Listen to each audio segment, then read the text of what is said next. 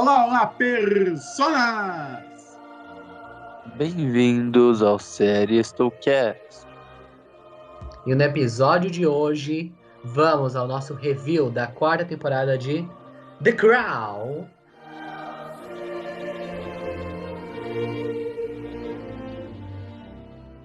Eu sou o Frâncio e devo lembrá-lo outra vez da importância de forjar o seu destino.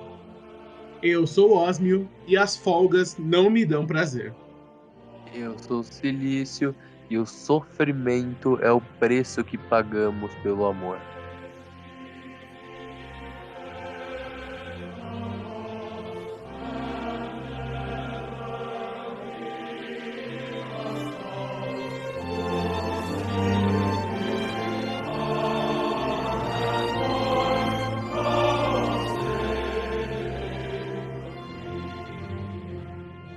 Sim, senhoras e senhores, estamos aqui em mais um Seriestowcast. Dessa vez, falando sobre a quarta temporada de The Crown, série da Netflix. Então, vamos começando o nosso excelentíssimo programa. E, para facilitar a nossa vida e a sua também, nós vamos começar pelas nossas impressões iniciais, assim, a partir do primeiro episódio, que são as nossas impressões iniciais. E depois nós vamos seguindo com os episódios da quarta temporada, que novamente tem 10 episódios. Então, o primeiro episódio é o episódio de nome Guarda-Costas. E segundo a Netflix, Elizabeth recebe a primeira mulher a ocupar o cargo de primeira-ministra, bastante primeira. E Charles conhece Diana Spencer. Um ataque provoca uma tragédia na família real. Essa temporada, na minha visão, a gente pode resumir no relacionamento entre o Charles e a Diana, modificada na visão da empatia que a gente tinha pelo Charles, que acabou, né? E aí, por tudo que ele fez com a Diana e toda a falsidade dele. E pelo governo da Thatcher, que começa no começo da temporada e termina no final. E todos esses elementos já estão presentes, inclusive, no primeiro episódio. Todas essas tramas já começam dentro do primeiro episódio. E eu queria já começar aqui falando de Margaret Thatcher, que para mim é o grande acerto da temporada depois de Diana. E o primeiro encontro dela com a Elizabeth, para mim foi perfeito, muito bom. Que a Elizabeth pergunta: eu sempre tive o interesse de descobrir quais são os gabinetes.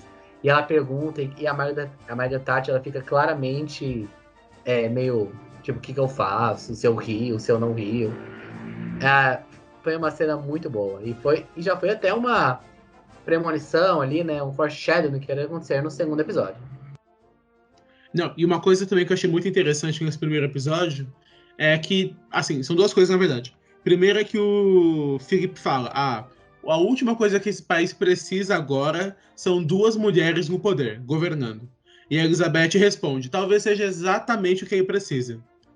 E eu achei uma frase muito interessante ela ter rebatido, porque dava para ver que ela estava muito empolgada com a ascensão da Thatcher, a primeira-ministra. Mas uma coisa que me chamou muita atenção, acho que também chamou de vocês, que quando a Elizabeth pergunta: o seu governo, a gente pode esperar que vai ter um pouco mais de mulheres?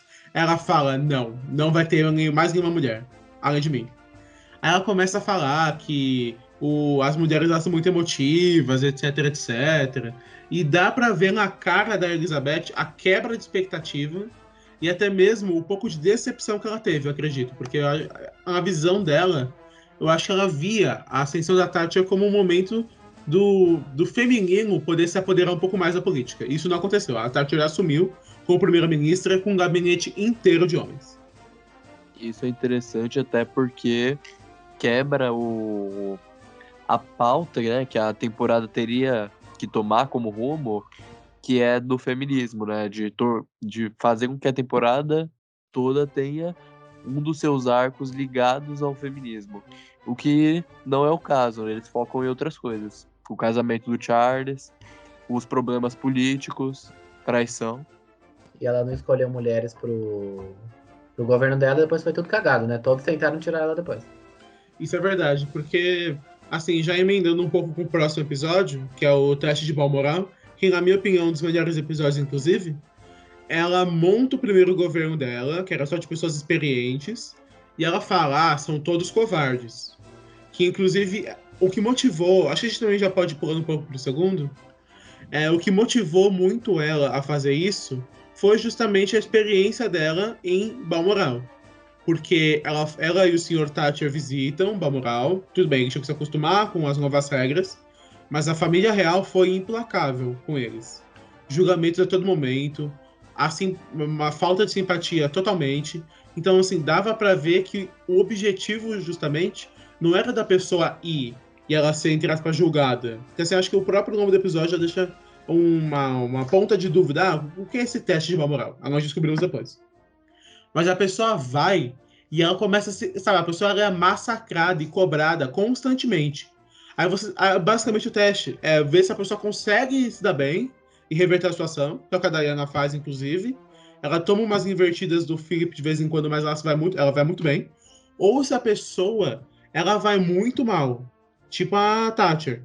Que inclusive a Anne, ela fala que, assim, eles comentam que os primeiros ministros normalmente não vão muito bem, mas ela pergunta, como que essa conseguiu escapar tão cedo? Então, assim, o teste de boa moral, pra mim, pelo menos pra mim, foi um ponto de virada na história, talvez, da série, quase. Por quê? Até agora, nós estávamos muito acostumados a ver a família real benquista, de uma forma positiva. Mesmo eles trocando farpas entre si, etc. Mas eles tratando a Margaret Thatcher do jeito que eles trataram, gratuitamente, pra mim, fez a minha empatia crescer muito mais com ela e diminuir com eles. Como que foi pra vocês? Eu também senti isso. A família real tratou muito mal a Margaret Thatcher. E a Thatcher também não era uma pessoa fácil, isso aí não vou passar pano aqui também. Falou umas coisas bem horríveis no primeiro episódio. A Elizabeth se decepcionou, talvez é por isso que tenha, dentro da série, não estou falando do campo da realidade, dentro da série que ocasionou esse teste aí mal sucedido. Mas eles trataram muito mal. E a Thatcher, ela tentou. Tipo, teve aquela cena, que é uma cena muito boa, que é a hora do jantar e eles se arrumam e falam: Nossa, vocês estão chegando cedo pro jantar. Depois teve aquele jogo que todo mundo olhou para ela com uma indignação e depois ela se vestiu para ir lá caçar, mesmo não querendo. E a Rainha Elizabeth, a Olivia Colman, né, falando: é melhor você voltar e trocar de roupa. Nossa, isso é desrespeito. Se eu fosse ela, ainda bem que ela foi embora. Se eu fosse ela, eu também faria isso. E a família real se mostrou nesse momento, nesse encontro, né, com a Thatcher, nesse teste com a Thatcher, se mostrou muito snob. Porque o que a gente tinha percebido nas outras temporadas, nas temporadas anteriores, é que eles pareciam, entre aspas, humildes, mas isso era o relacionamento das pessoas da coroa entre si. Mas aí quando você pega nessa cena, nesses testes, nesse episódio, a relação da coroa com alguém de fora, que no caso é a Thatcher, mostra o quanto o pessoal da família real se acha superior aos outros. E a gente ir descobrindo novas camadas da família real. E essa temporada a gente desconstruiu, que nem o Osmo falou, muito do apreço que a gente tinha por eles. Porque as 3 primeiras temporadas a gente gostou muito da Rainha Elizabeth, da Margaret, da Princesa Anne. Mas nessa temporada, eles foram desconstruídos de uma maneira que você chega no final da temporada e você está odiando a Elizabeth, você está odiando o Charles. Porque o que eles fizeram, depois, principalmente com a Diana, que vai focar principalmente no episódio 3 e adiante, é horrível. É horrível. Foi um tratamento ruim. Acho que pode concordar com a Rainha Elizabeth no episódio 8, ela estava certa. Depois a gente chega lá. Mas eles foram totalmente escrotos com a Thatcher e a Diana. Não, isso é totalmente verdade. Isso que a Diana, ela foi super bem nesse teste de boa moral. Todo mundo gostou dela, ficou encantado. E a gente já via, desde essa parte, um pouco da conduta do Charles. Assim, porque nós vimos depois como que ele se tornou, né? Porque pra mim, sério, se algum personagem que eu definitivamente desprezo em The Crown, é o Charles. Os outros, assim, caiu no meu conceito, mas tudo bem. Mas tem alguém que eu não gosto, é ele. Porque, assim, ele gostava da Camila Change, teve toda aquela questão na última temporada. Beleza. E, até então, quando eu pensava no Charles como personagem, o que vinha muito na minha mente era a infância que ele teve, a relação difícil com o pai e com a mãe. Aí eu ainda dava aquela passada de pano. Mas se ele não quisesse casar com a Diana, ele tinha que ter agido ali. Esse que foi o problema, ele não agiu. Ele foi passivo. Tá, tudo bem. A Elizabeth, o Charles não davam, e o Philip não davam tanto espaço para ele falar. Mas, por exemplo, mais pra frente, ele toma coragem, faz um discurso até, escreve discurso, isso é mostrado em cena, para falar para eles. Por que ele não fez alguma coisa parecida nesse momento antes? A minha teoria é que ele decidiu se casar de uma vez, porque aí ele se livrava do problema que é a família dele estar pressionando ele para ele se casar e garantir a estabilidade da coroa, do casamento. E porque, pelo que eu entendi, que ele tava sempre procurando assim um par para parar com essa pressão, mas ele nunca teve a intenção de parar de conversar com a Camila, embora ele tenha dito isso no dia do casamento para Diana.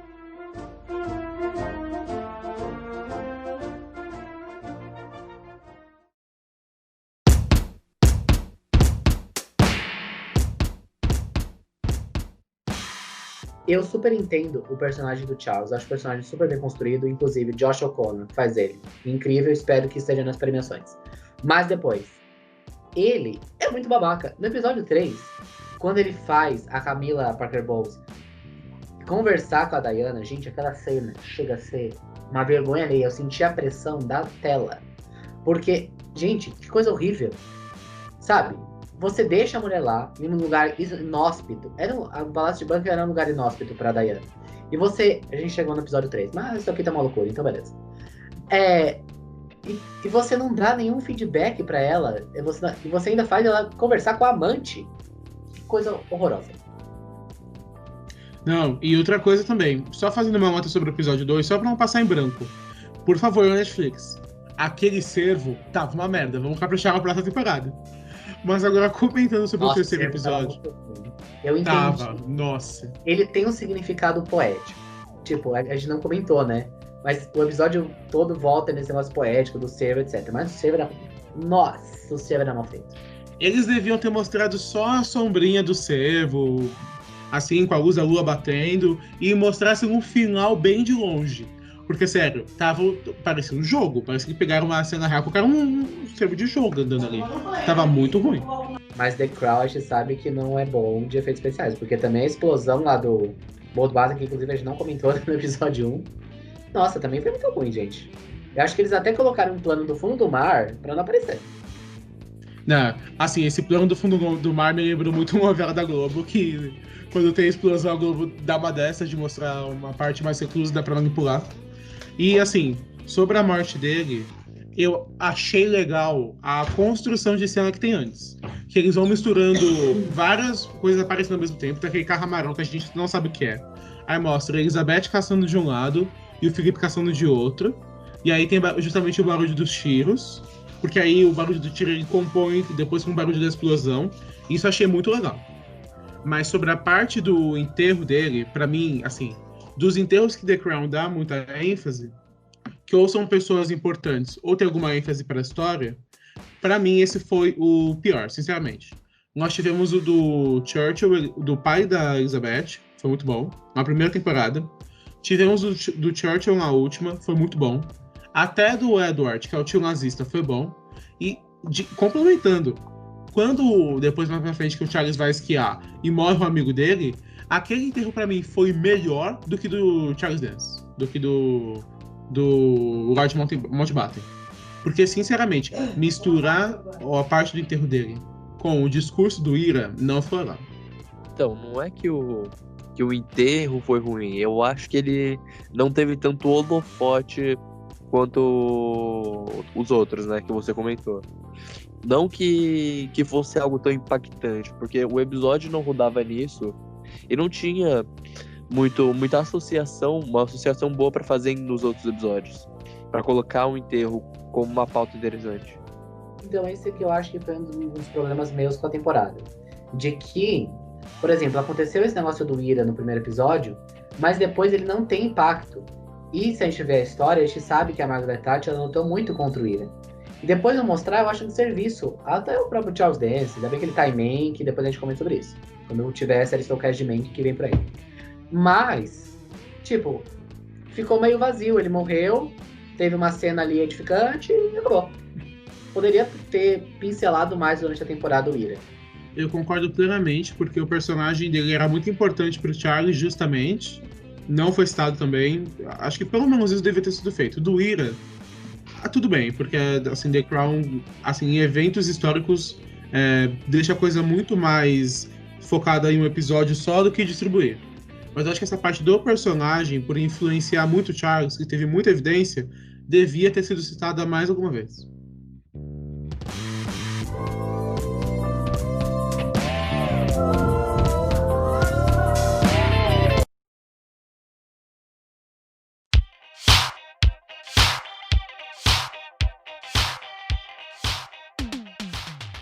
Acho que então podemos pular para o terceiro episódio. Agora o terceiro episódio, real oficial. Que pra mim é o melhor episódio da temporada. Emma Corrin, essa menina, que nem eu vi um tweet que era muito bom.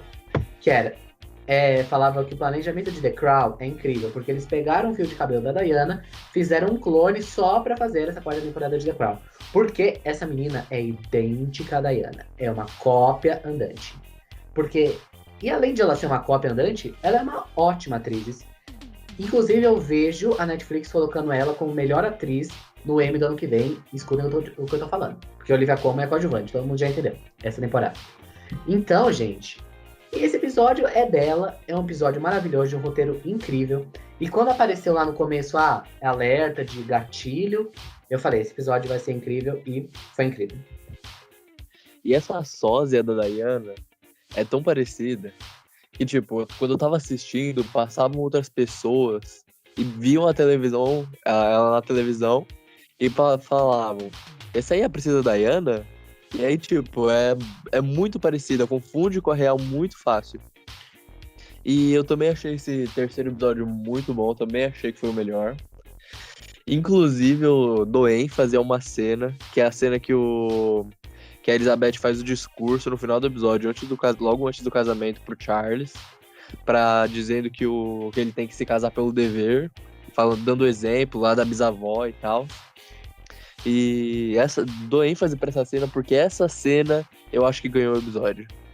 Uma parte também que eu acho que merece destaque é que mostra que, assim, o carinho que as pessoas tinham pela Diana influenciou ela positivamente. Não era só, tipo, elas gostam dela, whatever. Essas pessoas que mandavam presentes e cartas por um tempo foram a única companhia que ela tinha na vida, porque ela ficava isolada naquela parte do palácio. Ela procurava a Elizabeth para falar, não conseguia. Ela tentava falar com o Charles, não conseguia. Aí uma hora ela ficou tão sozinha e tão isolada que nem mesmo todo esse carinho do mundo inteiro foi o suficiente, e ela foi encontrar a Camila. Mas as cenas dela, assim, sozinha, recebendo os presentes, ficando feliz, ficando emocionada, foi uma parte muito positiva. Nossa, e depois ela se afundando em comer, e ela não podia ficar mais gorda, mudar a aparência dela, porque inclusive teve uma passagem real que tá no documentário dela, que é com as próprias palavras, que ela engordou um pouco, e o Charles, da vida real, falou pra ela, nossa, você engordou um pouco, né? E isso não tá na série. Isso é o que ela fala no documentário dela. E isso que causou, mesmo que ela na vida real, ela já praticava bulimia antes, ela parou depois que casou com o Thiago, no começo do casamento, e voltou depois que ele falou isso. E essas cenas que mostra os distúrbios alimentares dela, elas são horríveis, são muito pesadas. E você tem uma empatia imediata com a Diana, porque que personagem bem construído. Fora o fato de que todo o povo gostava dela também, né? Todo o povo comum. Do mundo inteiro. Isso é verdade. Então vamos falar de cadê o vestido cancelador de séries mais tempo na tela? Um take só, minha gente. Que isso? Isso é verdade. Deviam ter mostrado o casamento deles. É caro. Mas as pessoas estão pagando assinatura. As pessoas assistem pra isso. Elas querem cenas bonitas. Deviam ter mostrado. A parte do casamento mesmo na vida real, ela falou que não obedeceria o marido, etc. Se encaixa muito com o que a Diana é, ela não segue os padrões, isso ficou bem claro já. Então, perderam uma oportunidade muito grande e aumentar a empatia que as pessoas, que o público tem com ela e ajudar mais ainda na narrativa. Então, foi um erro. Infelizmente, deviam ter mostrado. Mas eu acho que agora podemos seguir, então, para o 4º episódio.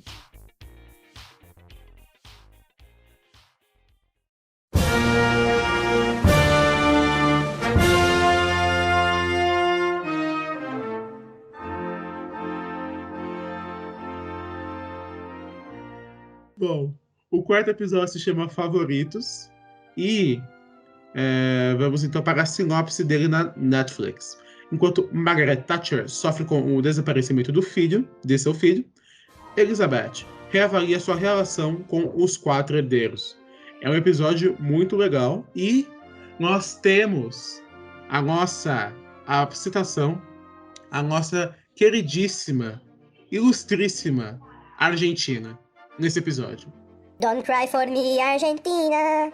Nesse episódio ocorreu uma cena que me surpreendeu, porque eu já tinha, pelo posicionamento político da Thatcher, eu já tinha como premissa de que ela se preocupava tanto com a política, que era tanto a vida dela, que ela não fazia interferência com a vida pessoal para a política. E nesse episódio foi exatamente o oposto. Inclusive, ela deu um discurso sobre a decisão do que ia fazer com a invasão argentina no território, de acordo com a situação da família dela, de um filho desaparecido. De novo, The Crown sabendo esse episódio, quando eu falo isso, é um episódio. Porque, tipo assim, ele acaba aí dentro de si mesmo, mas mesmo assim, ele não fica um gancho, ele não fica aqui nessa, quero ver mais depois. A guerra continua, mas ele se encerra ali e é bem feito.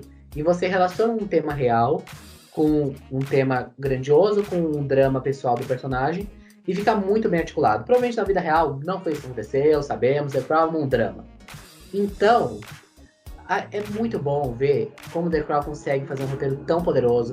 E Margaret Thatcher, tenha certeza, a Gillian Anderson já está com o Emmy ano que vem na mão, não tem como tirar. Essa mulher é incrível. Quem assistiu em legendado e na voz original sabe quanto ela mudou a voz dela. Não. Você não venha criticar a dublagem aqui, que eu e o Silício vamos atacar. Mas, não venha, não. Gente, assistam só uma cena da Margaret Thatcher legendado, com a voz original. Vê a voz dela, a da Gillian Anderson, em The Crown, e vê ela numa entrevista. A voz é totalmente diferente. E a postura também. Não. Ó, eu concordo, é muito bom. Já vi ela em outros papéis. Mas não critique aqui a dublagem. Não me faça uma mercado dessa. Não, tô criticando a dublagem. Tô falando tá criticando. Tá criticando. Não tá criticando a dublagem? Não, gente, não tô criticando a dublagem. Tá. Não tem que me cancelar. Pessoas fãs dos... Eu vou ajudar o editor aqui pra economizar essa interseção do editor. Pessoas fãs de dublagem, unam-se contra o Silício. Contra o Silício, não. Contra o França. Unam-se contra o Silício, pode ser. Não. Isso foi um ato falho. Isso foi um ato falho. Unam-se contra o França. Mas seguindo agora sobre o episódio, eu gostei muito dele porque justamente concordando com o que o Silício disse, ou foi o França, eu esqueci agora, alguém disse isso, que ela liga, acho que foi o Silício, enfim, seguindo, que ela justamente, é uma das exceções que ela envolveu política com família, ela só começa a se envolver mesmo com a guerra pelas Malvinas, contra a Argentina, ou Falklands, se você quiser, quando o filho dela volta. Porque antes disso, estavam indo os relatórios. Um pessoal aportou lá. O que você vai fazer? Nada, tô ocupada. Estão fazendo aí. O que você vai fazer? Nada, tô ocupada. Aconteceu outra coisa. O que você vai fazer? Nada, tô ocupada. Aí só depois que as coisas do filho melhoraram, é que ela começou a agir. E sobre a guerra, sabemos que ela não acaba aí, justamente. Ela acaba no 5º episódio, as últimas situações. Mas assim... era uma guerra muito improvável da Inglaterra ganhar, porque você que por acaso não sabe o que são as Malvinas, pesquisa no Google, Ilhas Malvinas, e também pesquisa guerra pelas Ilhas Malvinas. Você vai ver que o que a Inglaterra tinha que fazer? Eles tinham que lançar os porta-aviões, e etc, etc. Aí um lugar no meio do mar, eles podiam reabastecer, etc. Depois eles podiam atacar. E é importante falar, a Grande Guerra foi guerra aérea. E eu falei isso, inclusive, na parte de expectativa, eu repito agora. A Argentina tinha meia hora de domínio dos céus. A Inglaterra tinha 5, 6 minutos. E mesmo assim, graças a essa mulher que foi atrás, lutou por isso, os ingleses ganharam. E que jogada inteligente, porque isso subiu com a popularidade dela. Nós vamos ver isso depois. Essa grande reviravolta, inclusive, é falada na série, né? Que tudo que estava previsto para que a Inglaterra perdesse essa guerra, e por causa da Thatcher, da insistência dela, ganhou.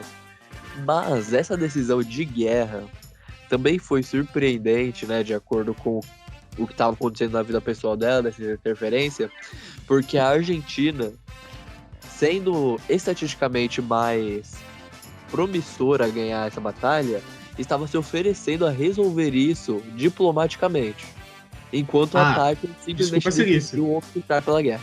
Desculpa seguir, isso deixa eu complementar o que você está falando aqui. É porque isso não foi mostrado na série. A nossa querida Margaret Thatcher chegou a ameaçar, isso é muito surreal, porque é argentino, então a gente acha engraçado. Mas ela chegou a ameaçar jogar uma bomba nuclear em Mendoza, que é a segunda maior cidade da Argentina. Então por isso que ele estava com o rabo entre as pernas. Isso aí quebraria a personagem em The Crown.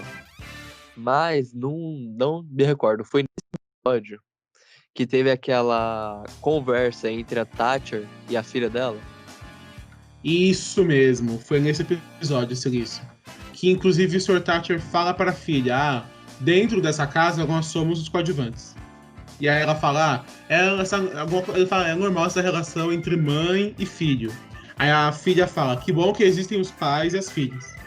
E ela continua falando aí que ela não se posiciona a partir do sexo e que a vida dela não foi posicionada por ela ser mulher.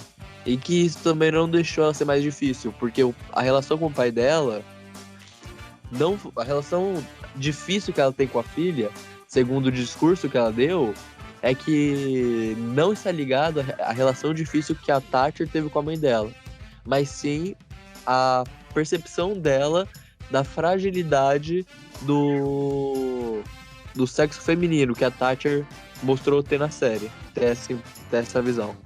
Eu ia falar como que isso mostra uma personagem complexa, né? Que ela tem várias opiniões que a gente considera horríveis, hoje em dia já tem que cair por terra, e mesmo assim a gente tem algum apreço por ela, como The Crown constrói esses personagens que são multifacetados, né? Eles têm muitos defeitos. Isso é verdade. Mas a gente também tem que comentar nesse episódio 4 sobre a parte da narrativa que o Philip e Elizabeth, que a Tati ela fala que meu filho favorito sumiu. Aí nisso o Philip e Elizabeth entram no debate se eles têm filhos favoritos. E o Philip fala, de primeira, é a Anne. E ele fala, pra Elizabeth, todo mundo sabe quem é seu filho favorito. E aí o grande enredo da família real nesse episódio é a Elizabeth tendo reuniões com os filhos dela. E assim, eu não sei se foi pra vocês também. E assim, pelo menos pra mim, quando ela se reúne com o André, que ela faz inclusive nesse episódio do Duque de York, na hora eu soube que era o filho favorito dela. Como que foi pra vocês? Então, nessa cena do Príncipe Andrew, eu nem percebi que era o favorito, porque eu estava pensando em outra coisa. Porque vocês não sabem, minha gente. Eu não sei se meus 2 colegas de podcast pegaram a grande referência que está nessa conversa. Me respondam. Não peguei. Acho que não. Chega o Príncipe Andrew, que é uma pessoa bizarra, é um ator, ele tem uma cara engraçada, né?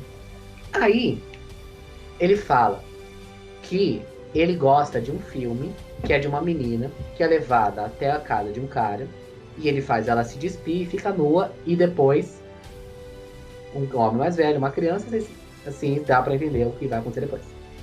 Ele fala que esse é o filme favorito dele. Aí você me vem pra vida real e Príncipe Andrew hoje é acusado do quê? Tráfico sexual de crianças.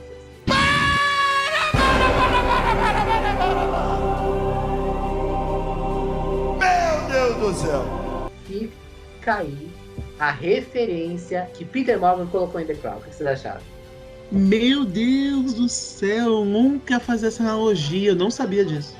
Plot twist. E eu já digo que já dou meus parabéns ao Peter Morgan.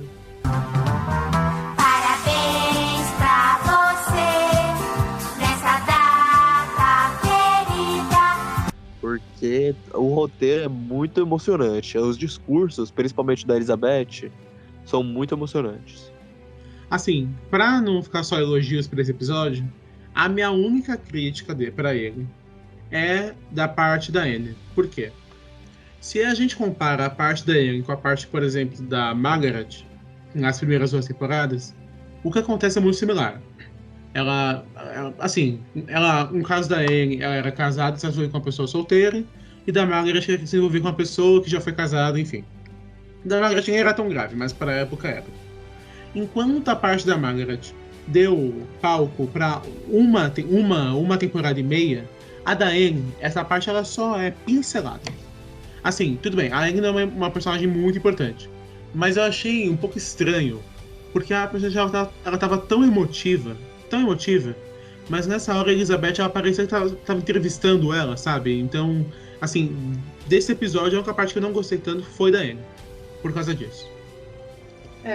Assim, eu entendo o seu ponto, mas eu não tive essa sensação.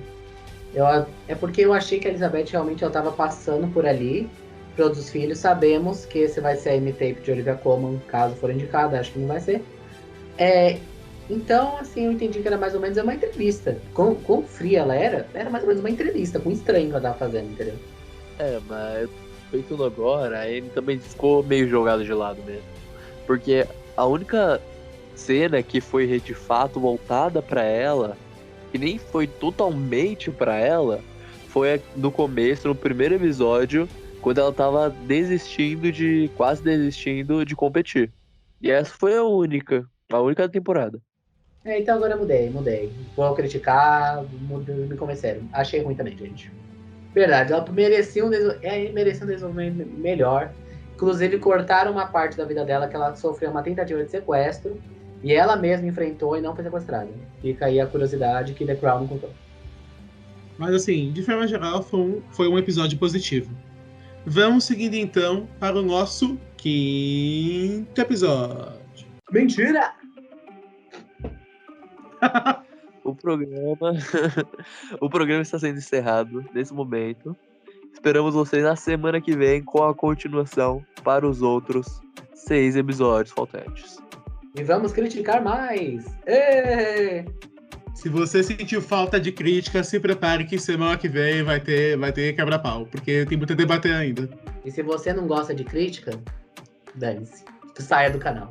Que Tchau! absurdo! Não, olha, você vai arrumar haters pra você, olha isso. Não, Fique se um canal. você não gosta das críticas, Não. ou você tenta entender, ou você não consome outra coisa. Pro YouTube, assim, se a pessoa tá uma coisa no Spotify, ela já tá ajudando a gente. Ela não pode dar dislike, então o problema é dela. No YouTube, like e dislike é a mesma coisa. Então, se você não gosta, fica. Acompanha toda semana. Isso.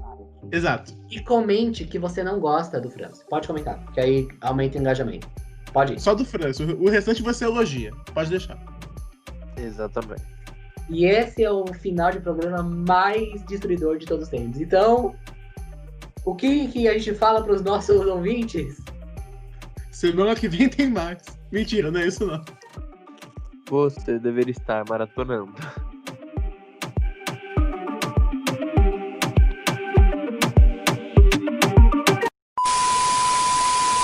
Então vamos começar. 3. Gravação pendente. Que mané pendente? Eu já iniciei a gravação. Eu sei. Você gosta dessa tradição, né? Vamos lá. É que é uma história que a gente vai lembrar, tipo, o Quase Cash foi banido do YouTube. Que é outra mentira. Que mentirada. Quase foi banido, tá bom. Eu sou mais eu, mas não é essa frase. Por que eu fiz essa voz? Não me perguntem. É só pra fazer a ponta mesmo, tá, gente? Tô dando uma... Deixa eu... O cara fez uma voz mó longa. Exato. Nossa, o programa acaba assim, atropelado, sem freio, sem nada. Ainda critica quem tá escutando gratuitamente.